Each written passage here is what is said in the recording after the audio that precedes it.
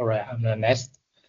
The application of AI in education has indeed brought many convenience, but also pose challenge to student learning ability and integrity. Firstly, the use of AI in writing and doing homework may lead students to replace technological tools, reducing opportunities for independence thinking and learning.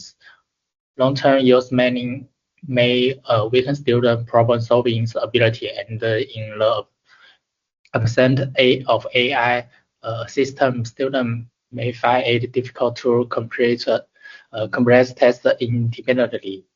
Secondly, the widespread use of AI have also raised issues of academic integrity. Students may use AI generate article, answer or report to replace their own effort. Although this saves time, it goes against the original intentions of learning, which is enhance skills and knowledge through personal perspective.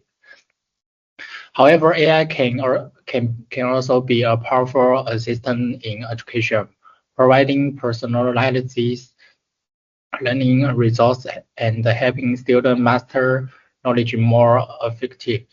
The keys lie in how to balance the use of technology with traditional learning methods to ensure that AI tools are used properly and responsibilities in education and to avoid their negative impacts.